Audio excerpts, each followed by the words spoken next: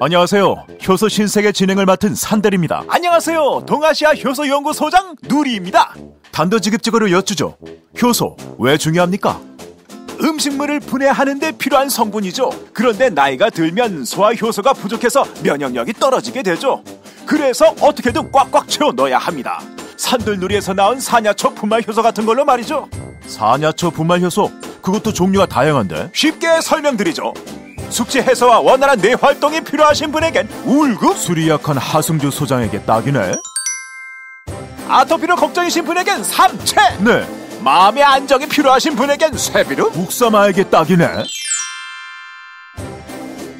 피부 트러블, 눈 건강 걱정이신 윤가피, 아로니아 잡숴봐. 오케이. 체력이 딸리시는 분께 보리색상, 늘 비실비실한 김남은 선수에게 딱이네. 네? 그건 좀 아닌 것 같고. 어디서 팔아요? 폴리월드.샵 정치 신세계 샵. 네, 저희는 물러갑니다. 다음 순서는 정치 신세계. 나는 그대들을 사랑합니다.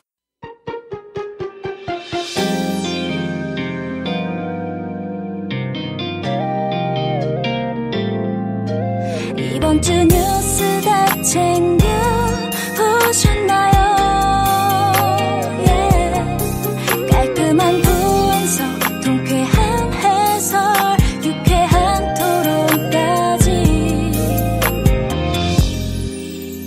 정치 신세계.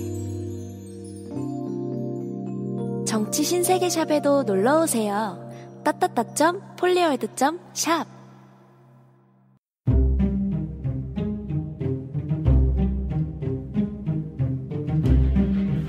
안녕하세요. 김남은입니다. 두려움을 무릅쓰고 불의를 세상에 알린 공익제보자. 하지만 용감한 행동의 대가는 가혹하기만 합니다. 직장 내 따돌림과 개인이 감당하기 어려운 보복성 조치들, 어려워지는 생계, 가족에 대한 미안함. 공익을 지키기 위한 대가는 혼자서 지기엔 너무나 무겁습니다. 세상은 이들의 제보로 조금 더 나아졌지만 그들은 너무나 쉽게 세상에서 잊혀갑니다. 함께 사는 사회를 만드는 일을 이들에게만 맡기지 않기 위해 용기 내줘서 정말 고맙습니다 라고 전하기 위해 아름다운 재단이 어쩌다 슈퍼맨 캠페인을 시작합니다. 공익을 위한 선택이 후회로 남지 않도록 지금 아름다운 재단의 어쩌다 슈퍼맨 캠페인에 많은 참여 부탁드립니다. 어디선가 나타나서 생명을 구하고 정의를 지키는 영웅 슈퍼맨. 우리 주변에도 많은 슈퍼맨이 있습니다. 바로 공익 제보자입니다. 어쩌다 슈퍼맨이 되어야만 했던 그들에게 세상은 따뜻하지 않았습니다. 수많은 생명을 살린 2명의 간호조무사는 권고사직을 당했고, 장애인의 인권을 위해 싸운 선생님은 결국 사직했습니다. 어려움을 감내하고 있는 슈퍼맨들에게 이제 우리가 감사를 전해야 할 때입니다. 시민사회 지지 캠페인 어쩌다 슈퍼맨에 함께해주세요. 아름다운 재단. UBC 시청자 여러분, 정치 신세계 청취자 여러분, 안녕하세요. 권순욱입니다. 시작부터 혀가 꼬이네. 예. 자, 아니, 우리 박봉계 의원님 모셔가지고 제가 너무 떨어가지고. 왜 그래? 그냥 시작할게요. 박봉계 의원님 나오셨습니다. 네, 반갑습니다. 네, 안녕하세요. 우리 권 기자님, 오랜만입니다. 야, 아니, 오늘 법사위가 길어져가지고 예상보다 지금 1시간 정도 늦어졌는데, 오늘 어떤 이슈가 있었어요? 오늘은 원래 이제 상임위에서 올라온 법안들 35건 처리하기로 돼 있었는데, 그 중에 외교안보 관련된 외통입법이 올라왔는데, 이제 강경화 외교부 장관이 나왔어요. 네. 그런데 법안 통과는 관심이 없고 현안 질의로 들어가가지고 뭐 권성동 법사위원장, 김진태 자유한국당 간사를 포함해서 또 이용주 의원, 모신환 의원까지 전부 다 완전히 제가 이제 조리돌림이라 표현했는데 그냥 한 번 정도는 현안 질의 할 수 있어요. 네. 그러니까 대통령 방중 외교라든지 또 지금 문제가 되고 있는 임종석 비서실장의 아랍에미레이트 방문 이런 걸 한 번 정도는 짚어볼 수 있는데 어떤 사람은 3번, 2번, 3번 막 그냥 계속 법사위원장까지 나서가지고 조리돌림 하듯이 뭐 근거가 없이 그냥 뭐 카더라 방송 찌라시 갖고 예, 그렇게 해서 저하고 한번 또 붙었죠. 예. 또 뿜으셨구나. 오늘은 이제 분노의 뿜. 예. 좀 뭐라 했습니다. 아, 진짜. 이렇게 편파적으로. 예. 뭐 자판기 뭐 마음에 들면 빼먹고 마음에 안 들면 안 빼먹고 하듯이 들쑥날쑥하면 어떻게 되느냐. 불공정 회의 진행이다. 이런. 그 면면이 진짜 화려하네요. 권성동이면은 제 고등학교 선배인데 진짜 수치스러워요. 솔직히 개인적으로. 어떻게 거기 그 고등학교 고등학교인데 어떻게. 예. 진짜. 예. 그래서 뭐 권성동 위원장이 나중에 우리는 동업자인데 뭐 이렇게 얘기하길래 저는 권성동 위원장하고 동업할 생각 없습니다. 예. 예. 잘하셨습니다. 저도 그 동문할 생각이 없습니다. 예. 강경화 장관 그 방중 관련해서 또 주로 얘기 나왔겠네요. 네, 안 그래도 뭐 그런 홀대론 이야기 나오고 혼밥 이야기 나오고 언론 보도들이 계속 그렇게 나오고 야당 그렇게 정치 공세 펴고 또 우리 내부라고 할 수 있는 사람들조차도 또 그 홀대론에 따라가고 하여튼 정신없는데 어떻게 보셨어요? 오늘 뭐 나온 그 법사위 분위기까지 엮어서 한번. 저는 이제 홀대론이라든지 또 우리 한국 기자분들이 이제 어쨌든 폭행을 당한 건 맞죠.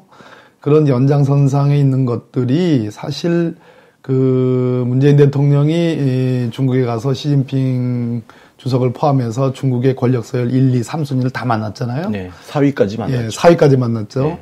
그리고 4가지 원칙에 대해서 양국 간의 합의를 이뤄냈고요. 그런데 처음에 일종의 우리 일부 언론이 일종의 프레임 같은 거를 설정하는 거 아닌가.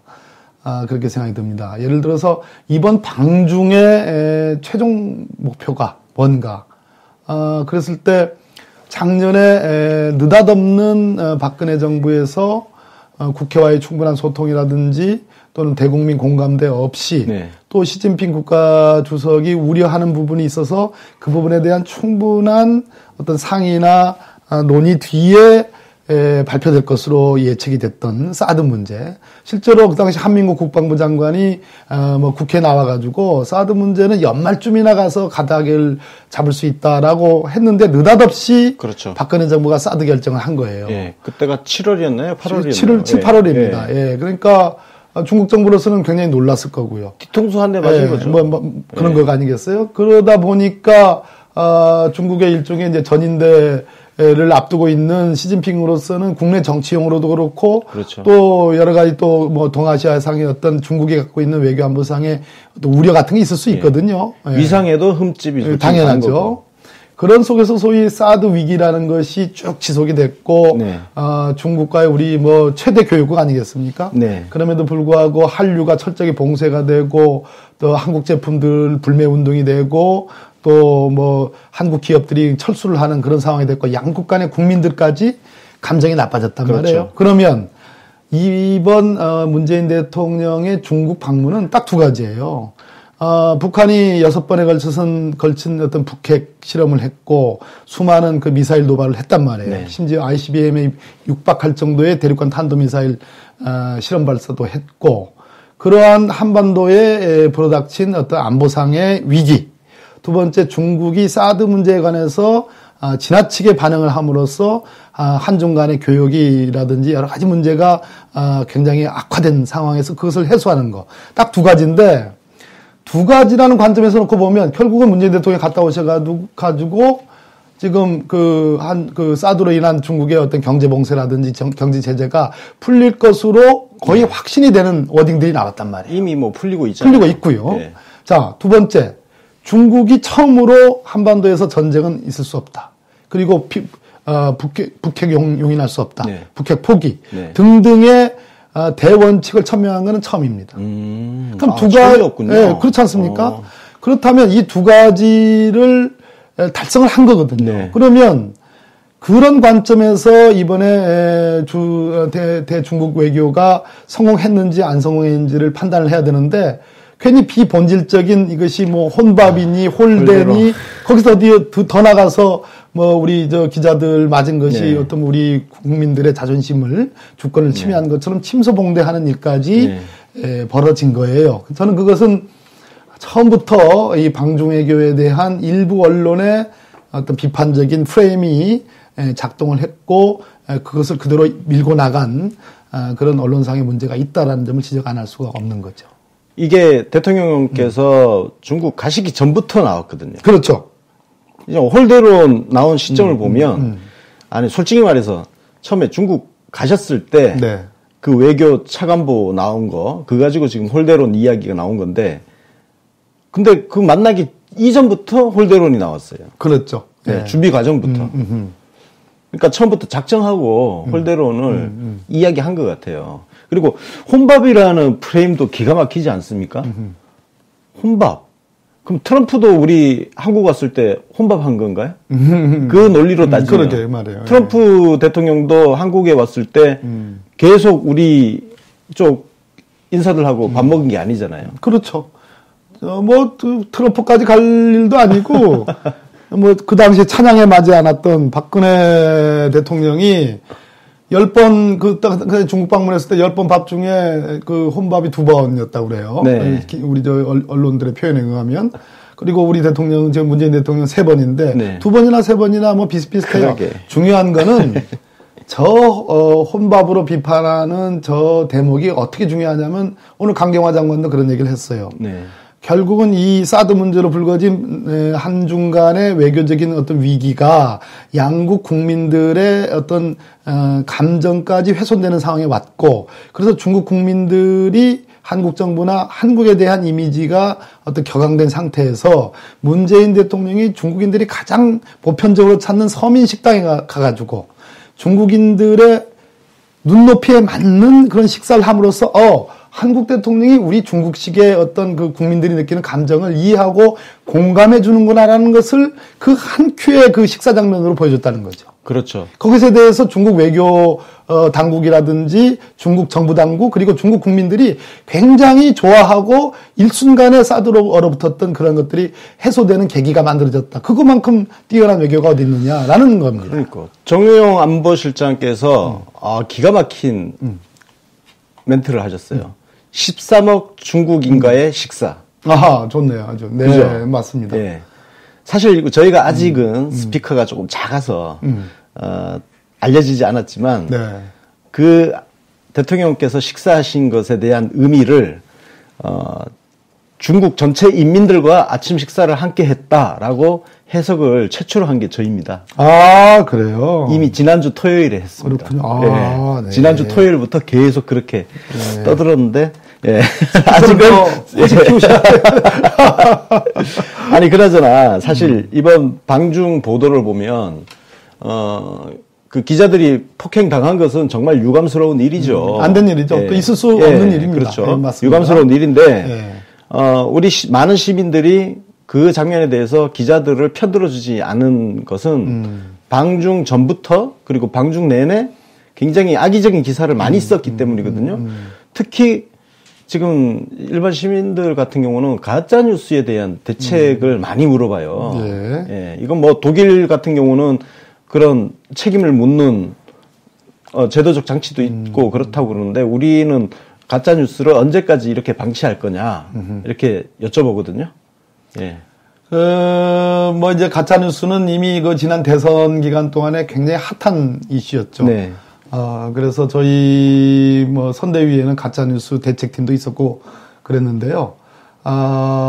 이렇다고 봐야 됩니다. 그러니까 제가 아까 말씀드렸듯이 처음부터 문재인 대통령의 시진핑 국가주석을 비롯한 대중 외교의 행보에 대해서 배관시하고 약간은 빗둘게 쳐다보는 그런 프레임이 있었고 그 프레임의 일단으로 홀대론을 꺼내들었고 그 홀대론 속에 말 그대로 울고 싶은 찰나에 뺨 때린 격으로 그렇죠. 이제 기자들 폭행 사건이 발생했는데 제가 그 일보를 기사화되기 전에 뿌려지는 그 일보를 제가 카카오톡으로 봤는데 정말 유감이었습니다. 그것을 마치 우리 문재인 대통령의 경호를만을 위한 네. 그 우리 경호 요원들, 우리 경호처의 책임으로 전가하는 듯한 그러한 한 구절을 제가 보고 나서 이것은 이상한데? 하는 생각이 들었습니다.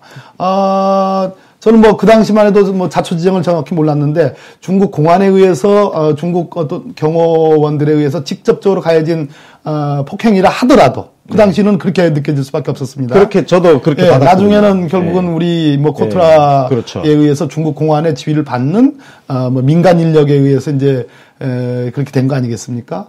그런데 설사 그렇다 하더라도 대통령의 경호처에 있는 경호원들이 분명히 대통령은 그 안에 지금 행사를 진행하고 있는데 밖에서 벌어진 기자들의 건들을 대통령 경호원들이 그 부분을 관계해서 직접 개입을 해가지고 뭔가 조치를 취하기를 바라는 기자의 시각, 이 부분은 저는 동의할 수가 없었습니다. 그랬을 때에 이것은 뭔가 왜곡되어도 단단히 왜곡돼 있다 하는 생각을 떨쳐버릴 수가 없었습니다. 예.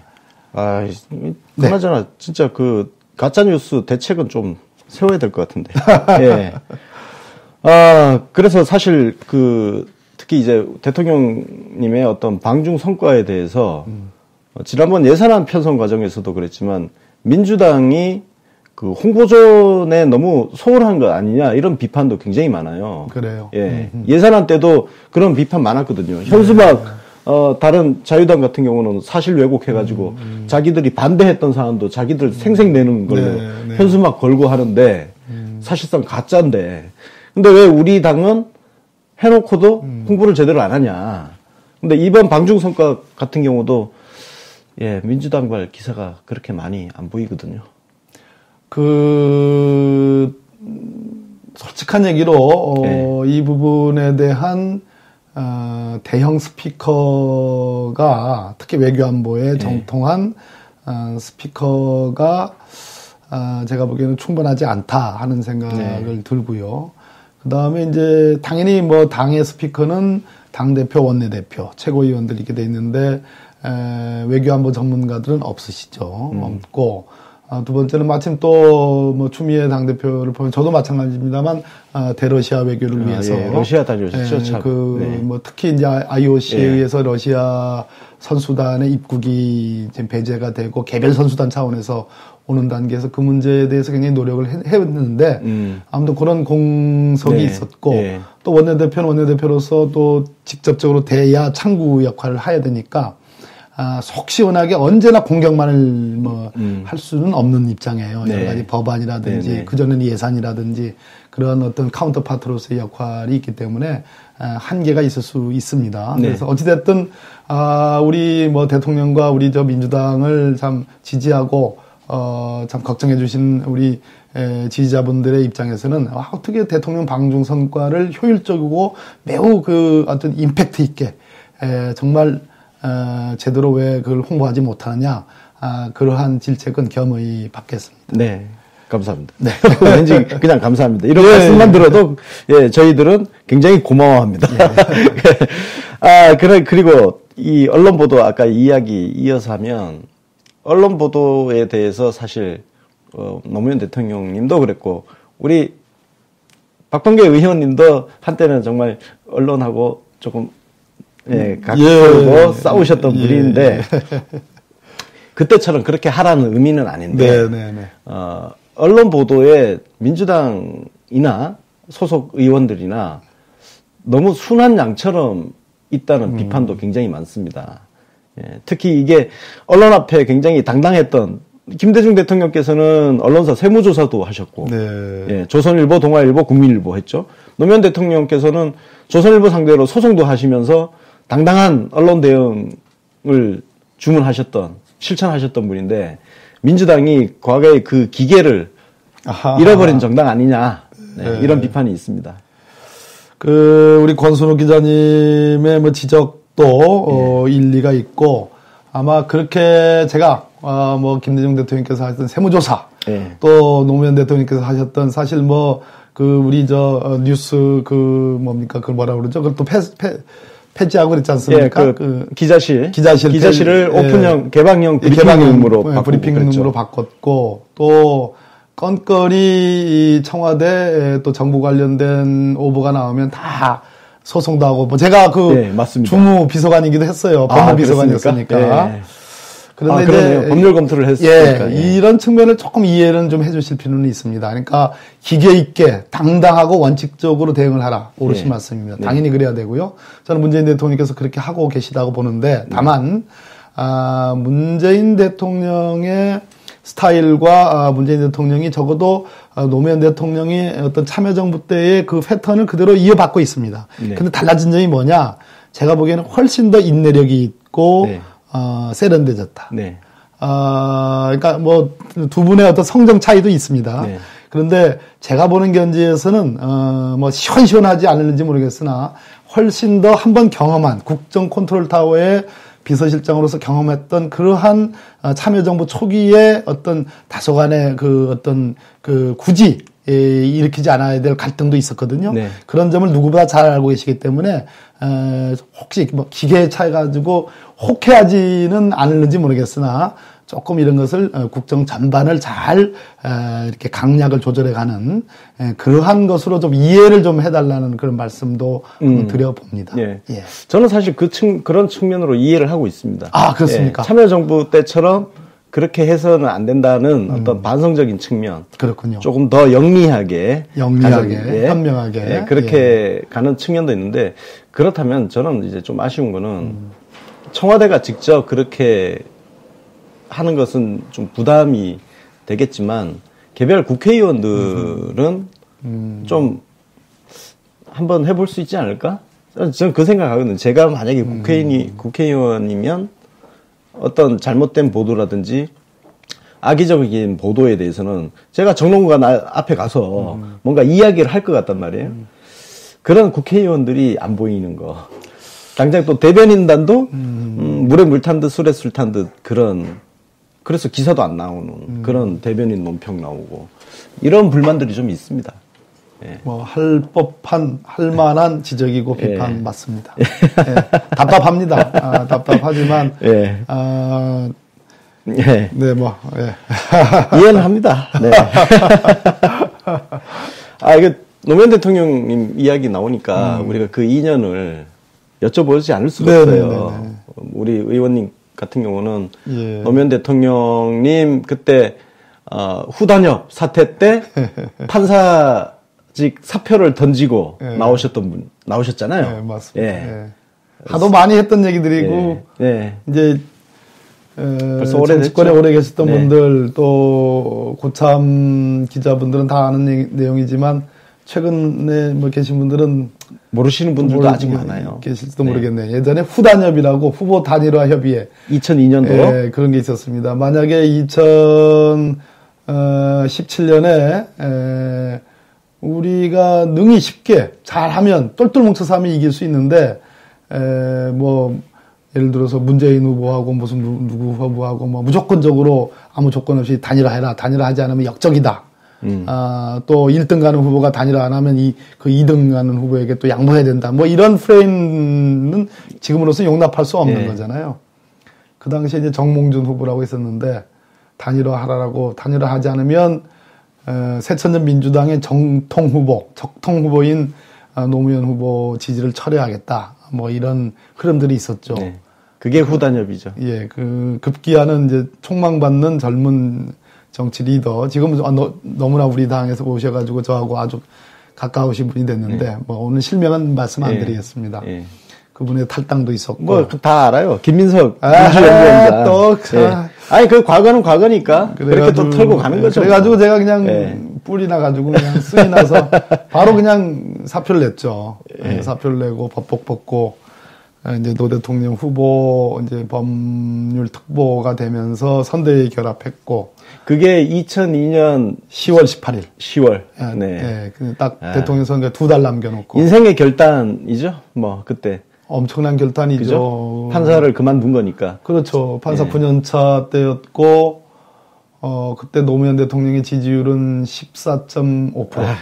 그랬습니다. 누구도 당선될 거라고 생각하지 않는. 그래서 우리 법원장이 저보고, 박 판사, 당신 노무현이가. 그 당시 개나 소나 다 노무현이가 그냥 다 노무현 그랬습니다. 대통령이 되고서도 그랬어요. 제가 진짜 참을 수 없는 건데. 진짜 저도 울분이 있는 게요. 대통령이 되고서도. 대통령 되고 나시고. 그죠? 되고 나서도. 그지? 한겨레 기자들, 아는 기자들하고 밥을 먹는데, 노무현 거리는 거예요. 그래서 제가 진짜 기분이 상해가지고 맞아요. 그 밥자리 정말 언짢게 참. 그냥 대충 서둘러 정리했던 기억이 나는데 노무현이가 당선될 것 같아 이 사람은 희망이 없어요. 근데 제가 당선될 것 같아서가 아니라 저라도 좀 도와드려야 되겠다 해가지고 나갑니다. 사표 받아주십시오 그랬더니 그러겠다고. 그랬죠. 예. 그랬습니다. 그때 유시민 작가 대표적인 게 인생을 전환시킨 분들이 대표적인 두 분이죠. 예, 우리 박범계 의원님하고 유시민 작가. 아니 근데 그게 굉장히 어떤 반전을 이뤄내는 그 포인트가 됐었습니다. 근데 이제 돼지저금통. 네. 근데 제가 사표 내고 조인 선대위에 들어오면서 그 원인 탓은 그것만의 이유는 아니겠지만 일주일 만에 한 7, 80억이 모금이 되고 그러니까요. 반전의 기회가 됐고 일주일 뒤에 대통령 후보 지지율이 14%에서 17%로 뛰는 그런 그렇습니다. 효과가 있었습니다. 그때 확실히 그 유시민, 박범계 이 쌍두마차의 등장이 반전을 이루는 하나의 포인트가 됐었습니다. 저 기억이 생생하거든요. 예. 자, 그렇게 소위 이제 친노 정치인, 그 뒤로는 친문 정치인, 그런 꼬리표를 계속 달고 사셨잖아요. 네. 근데 요즘 우리 그 많은 지지자들은 그 대통령님과의 인연을 또 소중하지만 그 정치인의 정치적 발언이라든지 행적을 가지고 평가를 하는 분위기가 있어요. 네. 예. 친분 관계만 가지고 판단하지 않겠다. 이런 흐름 좀 아세요? 아니, 뭐, 당연히 그러겠죠. 네. 사람의 과거 없는 현재가 있을 수 없는 거니까. 네. 그 행적은 매우 그 사람을 평가하는데 중요한 척도가 된다고 생각합니다. 네. 어쨌든 과거의 행적은 긍정적으로 작용을 하겠지만, 네. 시민들은 이제 미래를 보고 있으니까. 현재와 네. 미래. 네. 예. 하여튼 그런 지지자들하고, 예. 이런 소통의 끈을 잘 연결시켜 주셔서, 네. 우리 지지자들 실망 안 시켜준. 뭐 지금은 뭐 워낙 지지자들 칭찬이 자자합니다. 그냥. 네. 그러시네. 고맙습니다. 네. 열심히 하겠습니다. 자, 오늘 보니까 내년 지방선거 일정이 드디어 나왔습니다. 그런가요? 일정이 나왔더라고요. 근데 작년에 우리 의원님 대전시당 위원장 되셨잖아요. 예, 그렇습니다. 예. 근데 지금 우리 대전시 같은 경우는 우리 당의 권선택 시장이 그죠? 시장직 상실됐죠? 예. 누가 나가요, 이제? 혹시 의원님? 아니, 뭐, 이런저런 무슨 하마평에도 오르고. 네. 그러는데, 솔직하게 이제 권선택 시장님이, 우리 지방자치 역사에서 대전은 첫 민주당 출신의 시장이셨거든요. 첫 당선인데, 당선되고 나서 시장 취임한 뒤에 바로 그 수사가 이제 표적 수사거든요. 네. 그 수사가 시작이 돼서 그러니까 임기 내내 3년 동안 수사와 재판으로 사실상 괴롭힘을 당한 거예요. 그러니까 대전시정에 그럼에도 불구하고 성실하게 대전시정을 이끌었죠. 이끌었는데 저는 뭐 아무튼 최대한 방어를 위해서 노력을 했는데 안타깝게도 대법원에서 이제 시장직 상실이라는 그런 판결이 나왔습니다. 정치자금법 위반인데 선거법 위반은 아니지만 정치자금법 위반이다. 즉 선거 활동은 아니지만 정치 활동이다. 저는 뭐 그것이 왜 어떻게 구분되는가에 대해 이해가 할 수가 없어요. 기묘한 논리가 또 나왔군요. 그러니까 이제 고명하신 또 대법관님들의 이제 소위 탁상머리 재판이라고 저는 보는데 뭐 정치인이 하는 건 다 정치 활동이고 선거 활동이다 이렇게 보든지. 아니면 선거 활동이 아니니까 정치 활동도 아니어서 무죄로 보든지 뭐 이렇게 좀 뭔가 좀 정리를 해줘야 되는데 선거 활동은 아니지만 정치 활동이다. 이게 좀 말이 좀 안 맞잖아요. 그래서 안타까움을 금할 길 없습니다. 그래서 이제 내년 지방선거 얘기가 나오는데 뭐 여기저기에서 이제 뭐 대전시장 출마를 해라 이런 권유도 있고 요구도 있습니다. 근데 진짜 한 번도 생각해보지 않았는데요. 지금은 정말 제가 국회의원으로서 뭐 우리 권 기자님 아시다시피 뭐 잘하는지는 모르겠지만 열심히는 하잖아요. 최선을 다해서. 잘하고 계십니다. 아이 감사합니다. 또 뭐 제가 적폐청산위원장이라는 당의 최고위원으로서 맡고 있는 역할도 있고 그래서 중앙정치의 역할과 대전시정을 뭐 책임져 달라는 그런 역할 요구에 대한 어떤 고민들을 지금 진짜 해보려고 합니다. 네. 아직 무엇도 하나 결정된 바는 없습니다. 알겠습니다. 예. 이번에 그 정발이 혁신안 예. 보셨죠? 예. 예. 그거 어떻게 평가하시는지? 워낙 많은 그 양들을 그 짧은 기간 동안에 잘 정리를 해줬습니다. 네. 우리 최재성 위원장님을 이제 장으로 하는 우리 정발이가 집권당으로서 오히려 이때야말로 우리 더불어민주당이 뭐 50%를 넘는 지지율을 갖고 있는데 이때야말로 제대로 혁신할 수 있는 기회다라는 그런 문제의식하에 모토는 딱 하나입니다. 그러니까 당원들에게, 권리당원들에게 권한과 역할을 부여해 주자. 그래서 진정으로 100만 이상, 지금 뭐 150만까지 됐잖아요. 180만? 더 그 이후로 더 늘어났죠. 180만으로 제가 알고 있는데. 그래서 당원들에 의해서 당의 주요 의사가 결정이 되고 집행이 되는 구조를 만든다 하는 그 모토는 대단히 잘 된 거고요. 결국은 그러한 모토가 170, 80만의 권리당원을 우리 당이 확보할 수 있는 정말 우리 정당사에 있어 본 적 없는 그렇죠. 전대미문의 그러한 지금 대변혁을 만드는 동기를 부여를 했죠. 많은 양들이 있습니다만 가장 인상적인 안이 있다면? 그겁니다. 10명 정도의 권리당원이면 한 명의 대의원을 추천할 수 있는 당원자치제는 저는 획기적인 것이고 우리 당 역사에 아주 분수령을 가를 것이다. 당원자치제는 거의 뭐 시행되겠네요. 저는 필요하다고 생각합니다. 네. 예. 어때요? 그 혁신안이 이제 최고위 의결을 거쳐야 되잖아요. 네네. 그 분위기는 어때요?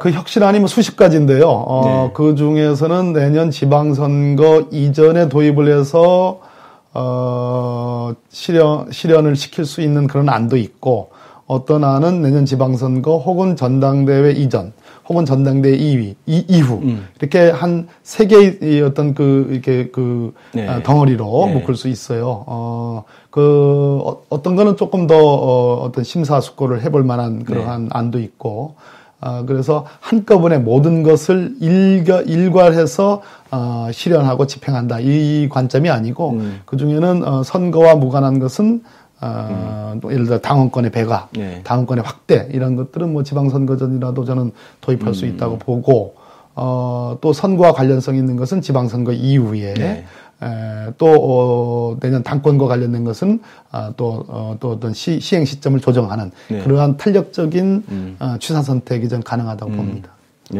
전 이건 개인적인 제 의견입니다. 뭐 그래요. 뭐 시기별로 뭐 모든 일이라는 게 못마땅하신가요? 아니요. 뭐 한꺼번에 다 되는 건 아니니까 또 이게 시행 시기라든지 그렇습니다. 우리 여러 가지 상황도 보고 해야 되는 거니까. 네. 자. 오늘 질문이 참 많이 준비되어 있는데, 왜냐면 여러분, 우리 시민들, 우리 지지자분들. 아직 두 장인데 한 장 가지고 못 끝냈는데. 질문을 다 정리를 해 놓다 보니까 모든 이슈가 다 녹아져 있습니다. 그렇네요. 급하게 가보겠습니다. 네. 자, 지방선거와 동시에 개헌을 지금 우리가 추진을 하고 있는데, 지금도 우리 당에서는 토론회도 진행되고 있고요. 개헌안에 대한 특히 권력구조에 대한 거하고, 그 다음에 이번 개헌안에 있어서 가장 중요한 포인트 몇 가지 있다면? 일단 개헌을 대하는 자유한국당의 태도를 비판하지 않을 수가 없습니다. 지난 대통령 선거의 과정에서 오히려 야당들은, 자유한국당을 비롯한 야당들은 문재인 대통령 후보가 개헌 약속을 지키지 않을까봐 엄청나게 압박을 가하지 않았습니까? 기억납니다. 그렇잖아요. 토론회 때마다 약속해라. 그때마다 문 대통령 후보가 뭐라고 했습니까? 내년 지방선거에 개헌을 붙이겠다. 일관되게 얘기했습니다. 그래서 약속 단단히 지켜라. 한 것이 야당의 입장이었습니다. 그런데 지금 문재인 정부가 출범한 이후에 홍준표 대표를 중심으로 한 자유한국당의 태도는 내년 지방선거에 개헌을 걸지 말라는 얘기입니다. 그 이유는 뭐냐면 딱 한 가지입니다. 정파적인 접근이기 때문에 그렇거든요. 개헌이라는 문제는 1987년에 소위 87 민주 대항쟁의 역사적 산물이 지금 헌법이거든요. 근데 그로부터 지금 수십 년이 지난 우리나라에서 사회 경제적인 여건들도 많이 변화돼 있고 남북 간의 관계도 변화돼 있고 기본권 조항들도 맞지 않는 부분이 있단 말이에요. 그렇죠. 그래서 그것 때문에 개헌이라는 약속을 한 거고 그것은 정파 간의 어떤 이유분리의 문제가 아니고 대한민국호를 앞으로 향후 30년, 50년을 어떻게 이끌고 가야 될 것인가라는 일종의 커다란 이정표예요. 그렇죠. 그죠? 우리 국민들의 어떤 소망을 담는 맞습니다. 거잖아요. 그러니까 거대한 대한민국호가 망망대해를 가고 있는데 개헌이라는 목표를 향해서 가고 있는데 갑자기 그 목표점을 치우자는 거예요. 네. 왜 그러냐? 개헌 사항 중에 제가 보기에는 지방분권이나 기본권 조항 이런 것들은 국민들이 쌍수를 들어 환영할 만한 내용들입니다. 특히 문재인 대통령께서 연방제 법원과는 지방분권공화국을 만들겠다. 그래서 뭐 자치, 입법, 행정, 복지, 재정 이 네 가지 부분을 헌법에 담겠다. 이 말씀을 하셨거든요. 이거 어마어마한 얘기거든요. 네. 자, 그렇게 되면 국민들이 쌍수를 들어 환영합니다. 그렇게 되면 자유한국당 입장에서는 지방선거에 불리하다고 생각하는 거예요. 그렇잖아요? 그렇죠. 또, 개헌안을 국민투표를 해야 되기 때문에 그걸 지방선거에 붙이면 투표율도 올라가요. 자, 이것이야말로 완전히 자유한국당은 자기네 정파에 불리하다라는 정파적 이외로, 정파적 입장으로 그렇게 요구하던 개헌을 지금 뒤로 물리는 거예요. 아니 뭐 예산안도 뭐 예, 그렇지 않습니까? 아동수당하고 기초연금 시행 시기를 예. 지방선거 때문에 예, 뒤로 그러니까 미룬 당인데. 대한민국호가 망망대해로 가다가 어디로 갈지 방향을 잃고서 헤매는 것조차도 인정을 하겠다. 그러니까 이거는 반역사적이고 반국민적이다. 라는 말씀을 좀 드리겠고요. 그래서 어떠한 경우에도 저는 내년 지방선거의 약속처럼 반드시 개헌이 이루어져야 되고 만약에 국회에서 개헌안 합의가 그런 식의 정파적인 접근으로 합의가 안 되면 저는 정부가 대통령이 개헌안을 발의해야 된다고 봅니다. 그럼 개헌안의 핵심은 뭐냐? 권력구조에 대해서 국회가 과연 3분의 2의 동의를 해줄 것인가. 지난 대통령 선거에서 자유한국당, 국민의당, 바른정당이 합의한 개헌 내용이 있습니다. 권력구조에 관해서. 이원 집정부제고 변형된 내각제입니다. 이거에 대해서 합의됐어요. 그런데 우리 당은, 더불어민주당은 대통령 중심제입니다. 그리고 중임제를 선호합니다. 대통령께서도 그런 것으로 보여집니다. 대통령께서도 그렇게 4년 중임제를 말씀하셨죠. 4년 중임제, 대통령 중심제입니다. 그러면 이것이 합의가 이루어지지 않는다. 저는 4년 중임제의 대통령 중심제가 우리나라에서 가장 맞다. 왜 그런가 하니 결국은 야당들이 합의한 그러한 이원 집정부제나 변형된 의원내각제는 결국은 대통령의 권한을 뺏어서 국회에 주겠다는 건데 그렇죠. 제가 국회의원입니다만은 과연 책임 행정의 원리상 국회에 준다는 얘기는 뭐냐면 재정권과 인사권을 국회에게 준다는 겁니다. 근데 국회가 관여하는 인사나 이 문제라든지 예산의 문제는 결국은 다수의 사람들이 밀실에 들어가 가지고 형태만 다를 뿐이지 밀실 회의를 통해서 결정을 합니다. 그러면 최종적으로 문제된 인사권을 행사하고 문제된 예산권을 행사하는데 책임을 물은 결정 단위가 모호해질 수가 있습니다. 중요한 그렇죠. 얘기입니다.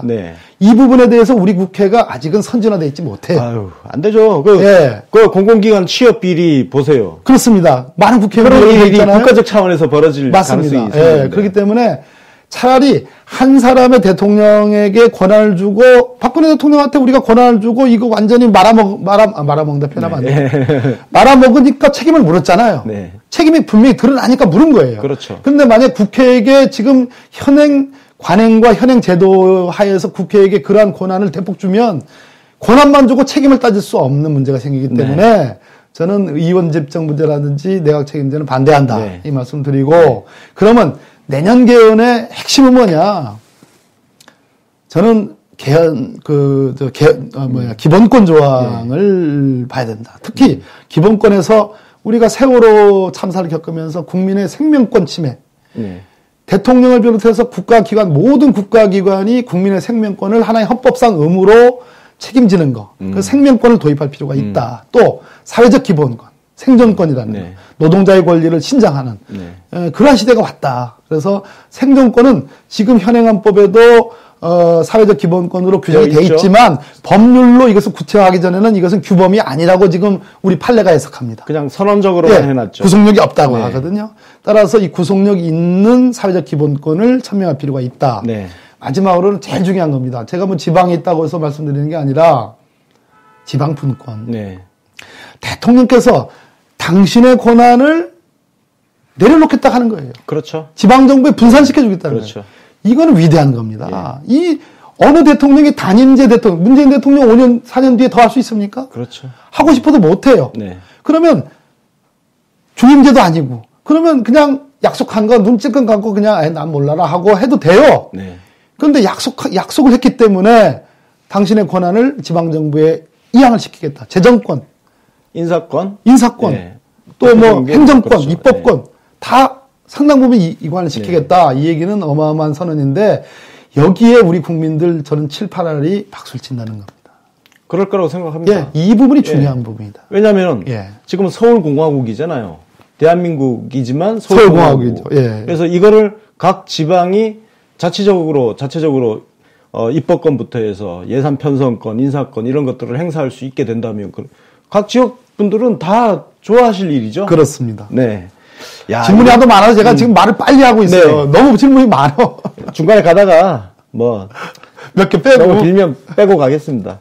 아니 지금 그거 얘기 나오니까 네. 권성동 법사위원장 생각이 납니다. 네. 그 강원랜드 취업 청탁 연루도 돼 있고 그런데 이거 지금 제일 큰 불만은 언제까지 저 법사위원장을 봐야 되느냐. 그리고 검찰 수사는 어떻게 되느냐. 제가 오늘도 법사위에서 권성동 법사위원장을 바라보면서 네. 이렇게 편파적으로 법사위를 운영할 거냐. 어떻게 기준들이 들쑥날쑥하고 어떻게 당신 마음대로 하는 거냐. 네. 그러면서 도대체 강경화 외무부 장관, 외교부 장관을 질책을 할 만한 자격과 그런 도덕성 갖춘 거 맞냐? 제가 오늘 그렇게 했습니다. 직격탄 날리셨네요. 예, 그렇게 했습니다. 잘하셨습니다. 자, 지금 오늘 뉴스 중에 강원랜드 채용 비리와 관련해서 염동열 의원 수사하겠다, 검찰 소환하겠다는 기사가 나왔습니다. 네. 근데 권성동 의원에 대해서, 권성동 위원장에 대해서 그런 아직은 아니다라고 얘기를 해요. 자, 염동열 의원은 정말 법사위원도 아니고 법사위원장도 아니고 힘없다고 어떻게 보면 백 없다고 수사하고 소환하고 네. 권성동 법사위원장은 백 있다고. 네, 검사 출신의 법사위원장이야. 힘 있다고 제대로 수사 안 하는 건지 그러한 지적을 아니 드릴 수 없는 거고요. 어쨌든 참 강원랜드 채용 비리는 우리 젊은이들의 꿈을 앗아간 정말 적폐 중에 적폐입니다. 그렇습니다. 저건 발본색원해야 될 사안이거든요. 맞습니다. 진짜. 그 청년들한테 이 나라가 희망이 있다는 것을 보여주기 위해서라도 저건 발본색원을 해가지고 누구를 어떻게 취업을 시켰는지 이런 것들을 자세하게 철저하게 밝혀야 된다고 생각합니다. 알겠습니다. 이거는 뭐 검찰을 하여튼 계속 예의주시하면서 지켜보도록 하겠습니다. 그리고 이제 적폐청산위원장이신데요. 예. 사실 이것만 하나 갖고 해도 진짜 하루 종일? 하루 종일 해야 될 사안인데 그래서 일부만 여쭤보겠습니다. 롯데타워 관심이 제일 많아요. 어떻게 돼가는지. 제2롯데월드 관련해서 제가 참 국정감사부터 지금까지 얼마 전에는 이제 우리 일반 국민들 370~80명의 서명을 받아서 감사원에 국민감사 청구도 했습니다. 네. 제2롯데월드라는 게 이명박 대통령이 취임한 직후에 공군의 TF가 만들어져 가지고 그동안 국가안보와 안전을 이유로 공군이 결사반대해가지고 사실 노무현 대통령도 약간 귀가 솔깃해졌었어요, 잠시. 네. 그러다가 당시에 공군이 대통령 이름 절대 안 됩니다. 이거 만약에 제2롯데월드 허가하면 국가안보상에 커다란 위험을 초래합니다라는 정말 주장을 받아들여가지고 노무현 대통령께서 그러면 안 되는 겁니다 라고 결론을 냈어요. 네. 그 내린 거를 지금 이명박 대통령이 한 큐에 허가를 한 겁니다. 그때 공군참모총장 잘랐잖아요. 김은기 공군참모총장을 제2롯데월드가 승인이 나는 두 차례의 커다란 회의가 있었는데요. 이명박 대통령이 주재한 1차 회의가 2008년 3, 4월경에 있었고 2차 회의가 9월달에 있었어요. 그 2차 회의에서 딱 사실상 제2롯데월드 승인이 가시화되면서 그날 김은기 공군참모총장 제2롯데월드 승인을 반대하는 김은기 총장이 전격 경질이 있었습니다. 네, 그래서 제가 최근에 만나봤어요.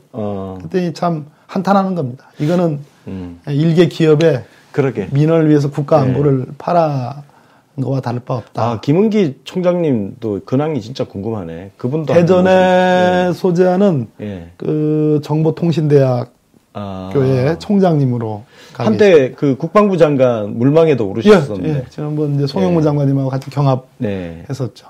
다 충청도 분들입니다. 나중에 뭐 하셔도 될 것 같습니다.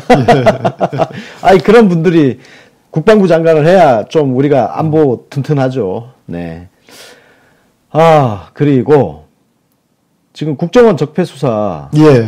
지금 뭐 재판 막 넘어가고 지금 속도가 지금 빠르게 되어 있는데 국정원 TF도 제가 어디서 들어보니까 민병두 의원께서 진행하시는 방송이 있어요. 아, 네. 예, 문민시대라는 방송이 있는데 아직 시청자가 별로 없어요. 문민시대에 보니까 거기에 이제 그 적폐청산 TF 위원장이신 정혜구 교수님하고 뭐 이렇게 출연해서 한 방송인데 그걸 들어보니까 TF가 국정원 바깥에 설치되어 있다고 그러더라고요. 그래서 자료를 요구를 하면 안에서 자료를 갖다 주고 한대요. 그렇군요. 그런 한계가 있다고 그러더라고요. 어떻게 보세요? 지금 국정원 자체적인 어떤 그런 조사라든지 이런 걸 우리가 신뢰할 만한지. 저는 그 이제 정치권의 관점과 이제 일반 국민의 관점은 조금 다르죠. 그러니까 우리 지지자님들의 관점은 철저하고도 완전한 적폐청산을 원하고 있습니다. 정치권으로 들어오게 되면 그게 이제 여의도의 국회라는 이 울타리로 들어오게 되면 여기는 오로지 민주당만 있는 것이 아니라 카운터파트 상대가 있습니다. 아주 뭐 완전하게 뭐 정말 진짜 상종하기도 어려운 그런 자유한국당부터 정말 오락가락하는 국민의당 또 뭐 바른정당이 있는데요.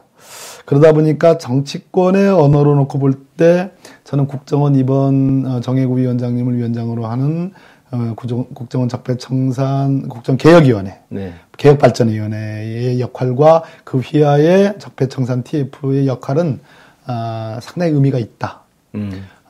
다소 미흡한 부분, 예를 들어서 유우성 간첩조작 사건이라든지 또는 그 참 가슴에도 아픈 노무현 대통령 그 논두렁 시계 이런 것들에 대한 뭐 완전한 어떤 어떤 조사가 좀 미흡한 부분이 있으나 그럼에도 불구하고 우리 역사상 그래도 적폐청산과 관련된 조사의 ABC를 제대로 밟았다. 현재 서울중앙지검의 수사의 거의 8, 9할은 다 국정원 적폐청산 TF에서 수사 의뢰된 사건들을 하고 있거든요. 그런 측면에서 저는 어려운 조건에서 뭐 국정원을 이끌고 계시는 서훈 국정원장님이나 또 여러 뭐 차장 기조실장 또 국정원 적폐청산 TF 국정원 개혁발전위원회의 노고를 저는 평가를 하는 편입니다. 자, 이것과 관련해서 지난번에 문무일 검찰총장이 기자간담회 그 발언한 게 약간 오해를 불러일으켰던 게 있어요. 적폐청산 수사를 연내에 마무리한다. 이렇게 헤드라인이 탁 나오는 바람에 그냥 난리가 지금 났었는데 사실 그게 원래 그 문무일 총장 발언이 그대로였다면 아마 지금 난리 났겠죠. 근데 바로 잦아들었잖아요. 우리 의원님께서도 그때 약간 비판적인 멘트를 하셨다가 그 다음날 최고위원회에서 완전 분위기 다른 멘트를 하고 하셨는데 문무일 검찰총장이 지금 이끌고 있는 현 검찰의 자체 개혁이라든지 적폐 수사 의지라든지 이런 건 또 어떻게 평가하세요? 우리 국민들의 시각으로 놓고 볼 때 문무일호 검찰이 다소 미흡하다고 느껴질 거예요. 더군다나 문무일 총장께서 적폐청산 수사의 연내 마무리 발언이 어느 대목에서 나오는 거 하니 소위 이제 국정원에 의한 댓글 사건 그 증거 조작 건이 적발이 됐잖아요.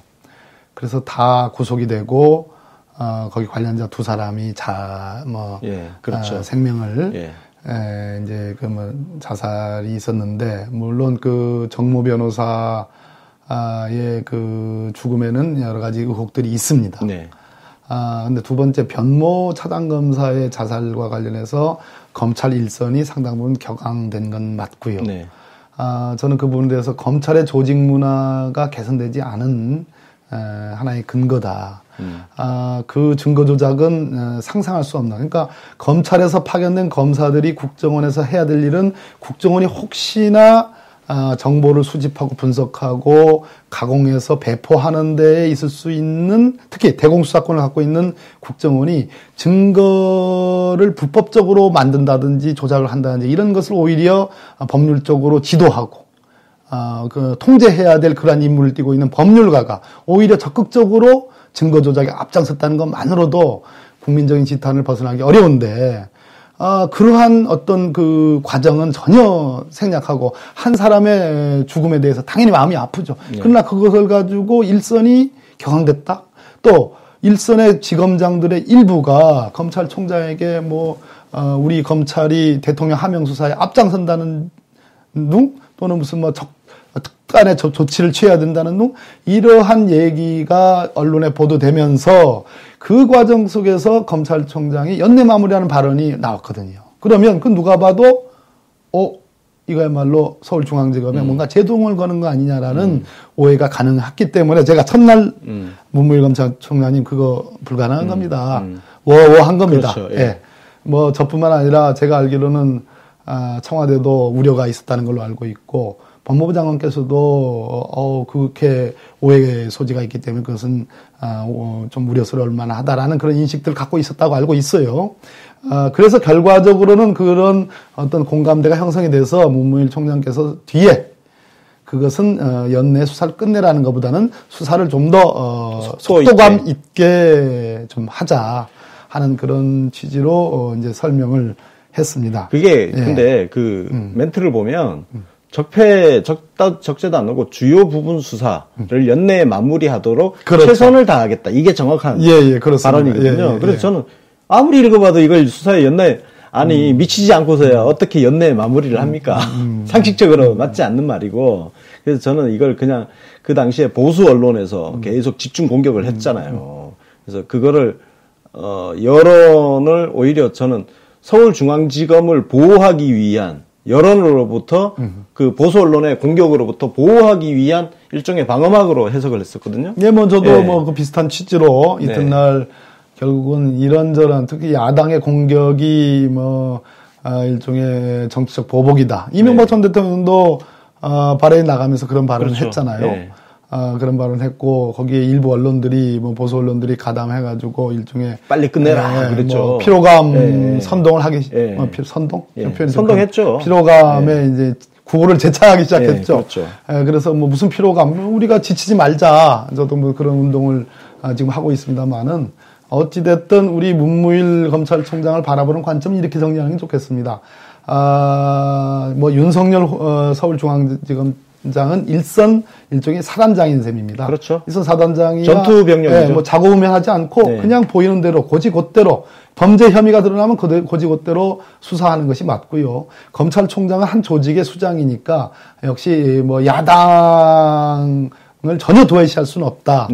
이런저런 비판을 또 수용을 할 수 있는 그러면서 또 조직을 다독이는 우리 검찰이 한순간에 변할 수는 없는 거거든요. 그렇죠. 그렇기 때문에 공수처 얘기를 하는 겁니다.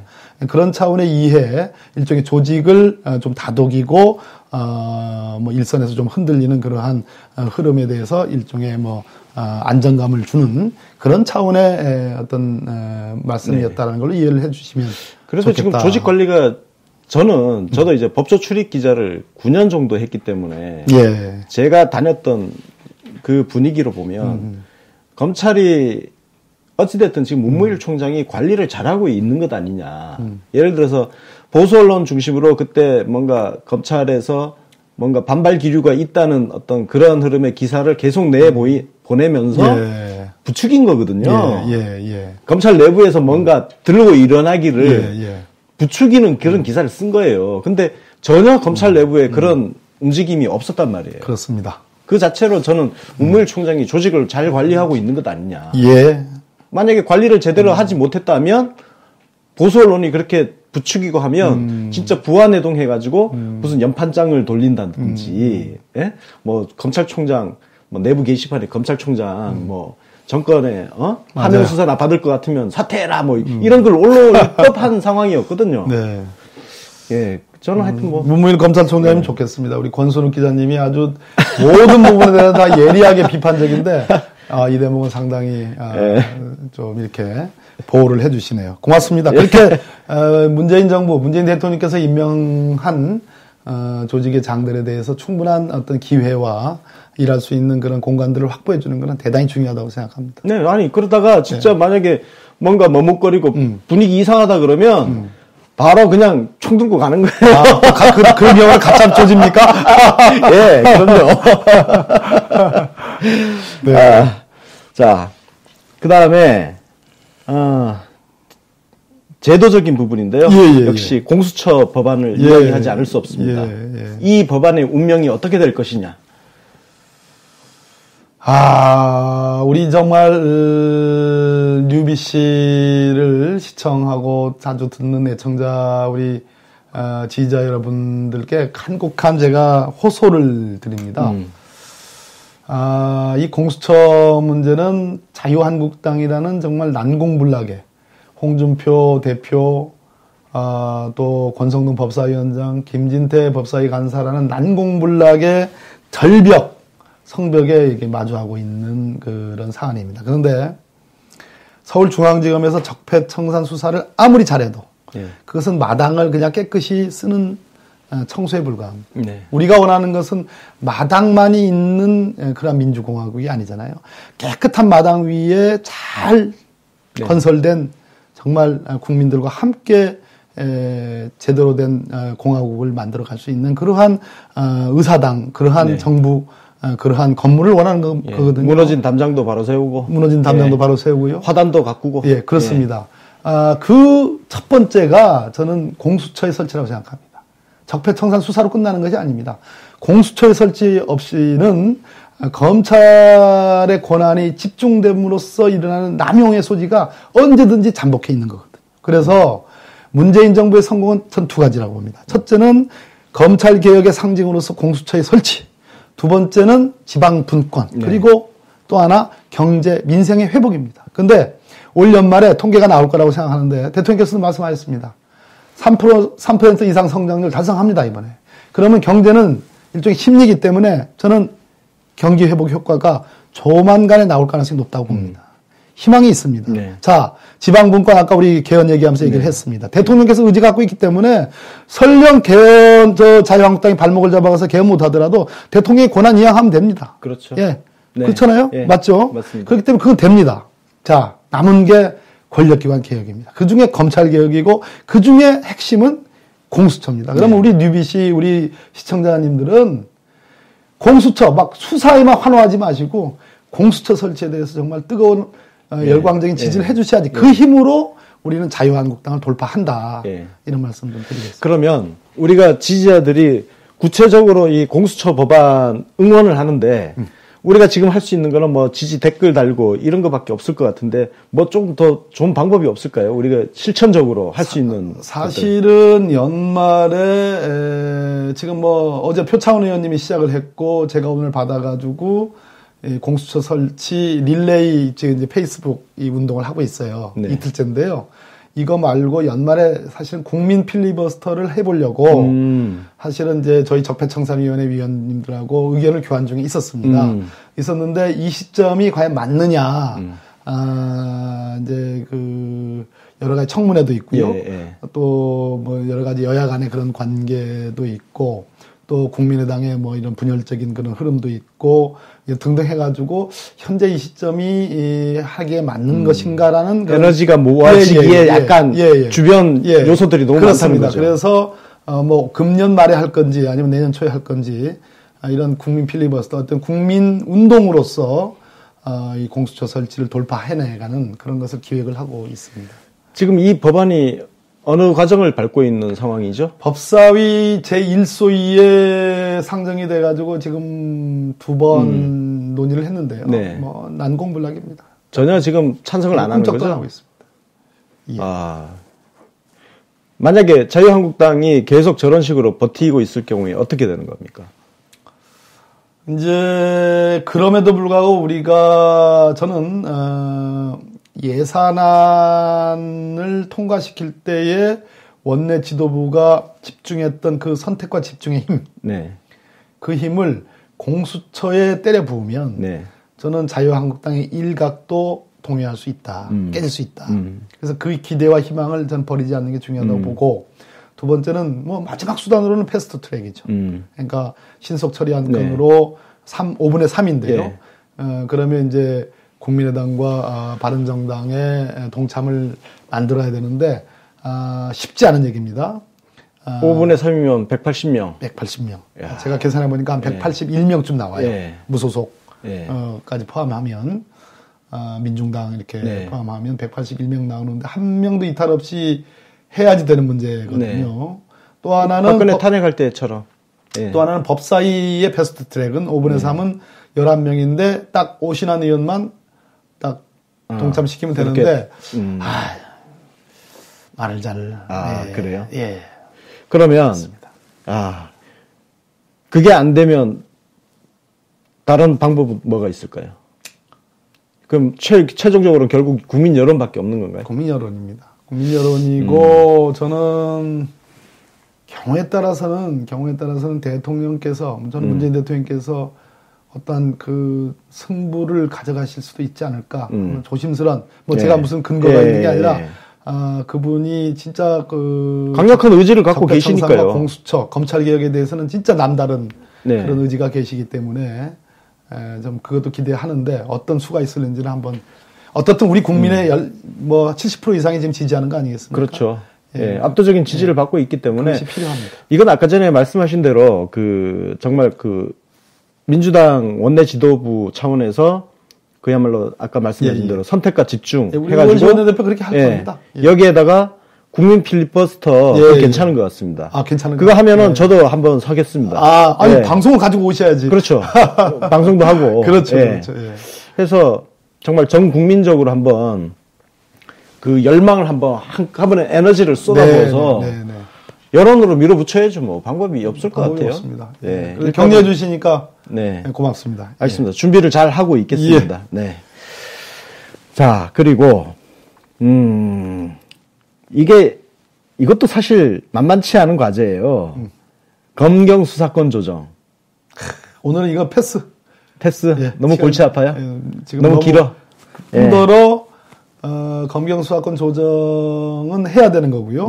국정 과제이고 시점을 2019년으로 잡고 있습니다. 아직 많이 남았네. 검경 수사권 조정의 전제는 경찰의 개혁, 민주화, 자치경찰제 도입 이런 것들이 전제가 돼야 되고 또 하나는 자유한국당이 웬 난데없이 공수처는 일체 못 받겠다. 검경 수사권 조정은 수용하겠다. 이 전략이거든요.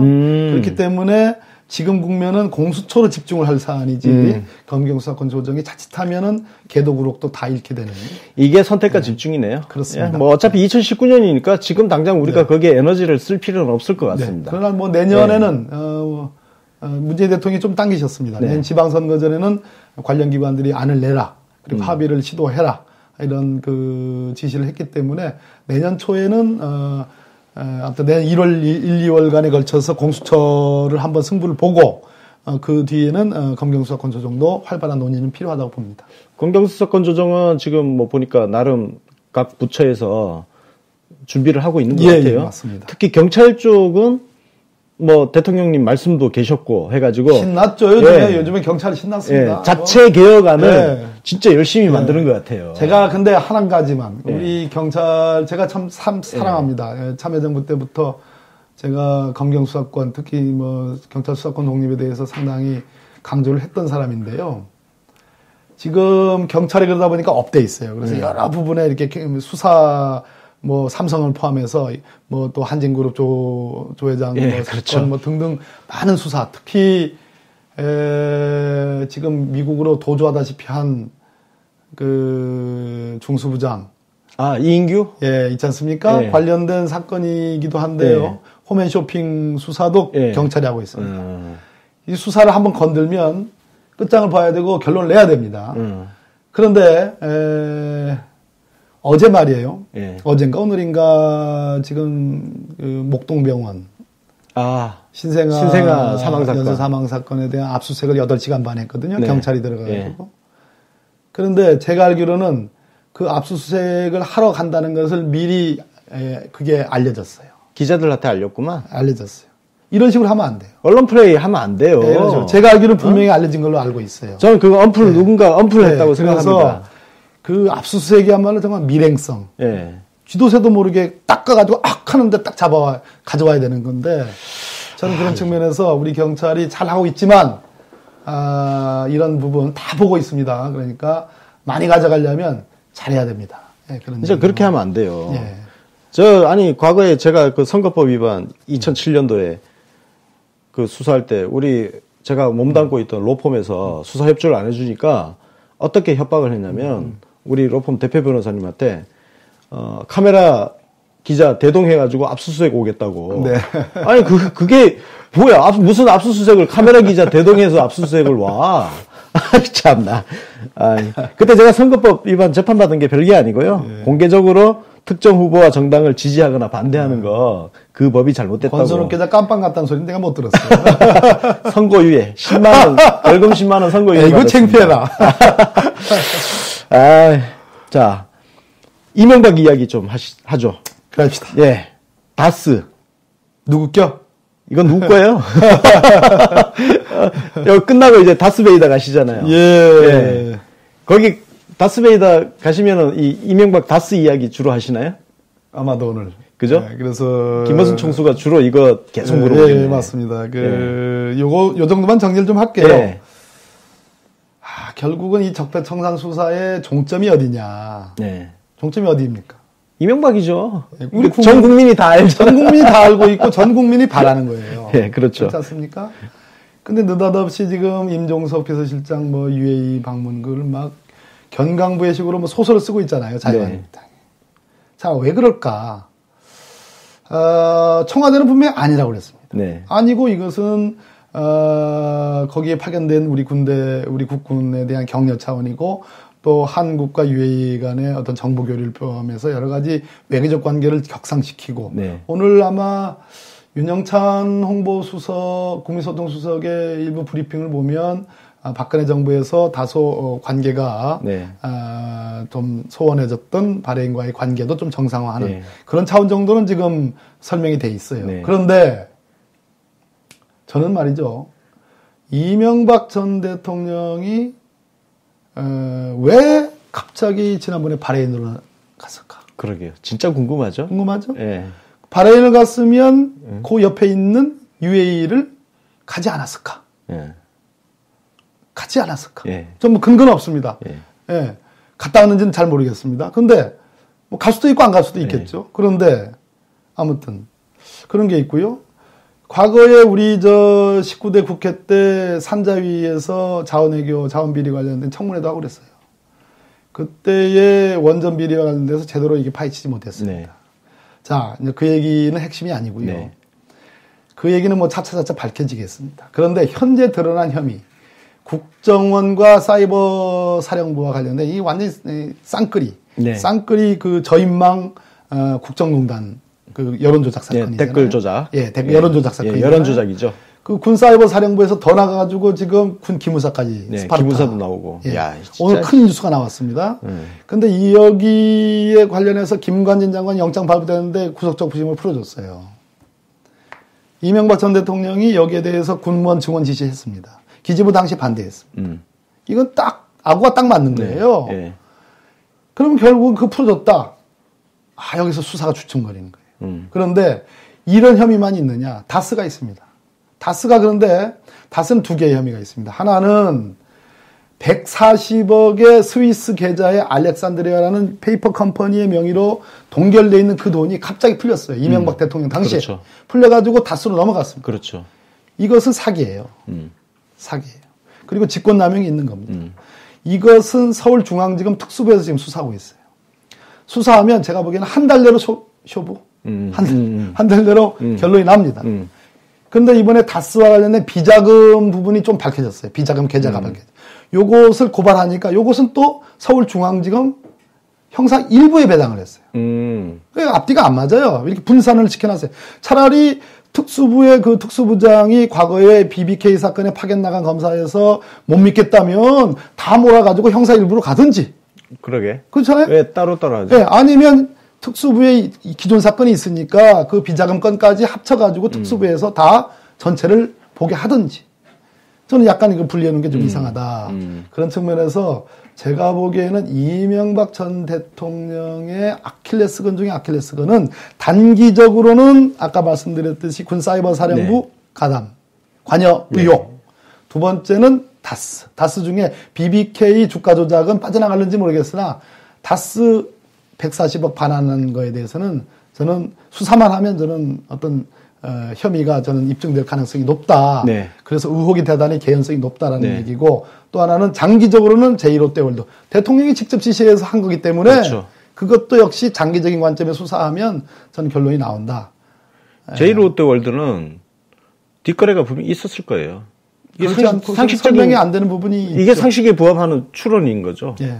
왜냐하면 그걸 추론이라고 해줘야 됩니다. 예, 추론이죠. 예. 왜냐하면 국방 안보 위기까지 초래해가면서 맞습니다. 국방부 국무참모총장이 반대하는 걸 그렇게 밀어붙일 정도면 맞습니다. 아무것도 없이 맨입에 그걸 해준다고? 아, 자, 이건 뭐 오늘 다스베이더 가셔서 많은 주로 하실 것 같아요. 김어준 총수가 워낙 다스에 관심이 많아가지고. 그 지금 다스계, 플란다스 얘기 아시죠? 예, 뭐 새로운 얘기들은 아니고요. 예. 조금 이제 전문적인 얘기들이라 그것을 좀 보충 설명하는 그런 내용들입니다. 뭐 시간 됐으니까 마지막 질문 하나 던지겠습니다. 우리 시청자 여러분들 아쉽겠지만, 또 일정이 계셔가지고 보내드려야 됩니다. 나중에 또 모시겠습니다. 아, 요즘 언론이 특히 최근 들어서 노무현 대통령 시절처럼 극렬 문파라는 프레임을 저는 언론 지면상에 언론이 문파라는 용어 사용하는 것 자체가 굉장히 반인권적이라는 생각을 갖고 있거든요. 왜냐면은 문파? 이게 과거 노빠 할 때도 혐오하는 의미를 담아서 쓰는 거거든요. 이런 용어를 버젓이 지금 사용을 하고 있단 말이에요. 그래서 지금 사실 우리 지지자분들이 지금 그 언론으로부터도 그렇게 공격을 받고 있는데 심지어 뭐 같은 지지자라고 하는 사람들도 저 사람들은 너무 극렬한 것 같아, 과격한 것 같아, 뭐 이렇게 좀 하는 그런 것도 좀 있어요. 이런 분위기는 좀 들어보셨어요? 아니, 들어보는 게 아니라 저도 매일매일 확인하죠. 네. 저도 제 하루 일과 중에 빼놓을 수 없는 일과는 SNS상에 나오는 여러 가지 올림글들, 반응들 확인하는 건데요. 네. 어떻게 생각하시는지, 어떻게 보고 계시는지. 제가 부산에 가서 소위 이제 문카페, 문팬 뭐 이런 이제 문재인 대통령 지지하시는 분들 강연을 하는데 이런 얘기를 했습니다. 노무현 대통령 때 아까 제가 노무현이가 네, 그랬어요. 대통령이 되기 전에도 그랬고 대통령이 되고 나서도 상식계나 있어 보이고 참 배움도 높아 보이는 분들이 개나 소나 참 저도 참 막말입니다. 이건 진짜 그랬어요. 노무현이가 했습니다. 그리고 끝까지 지켜드리지 못했습니다. 네.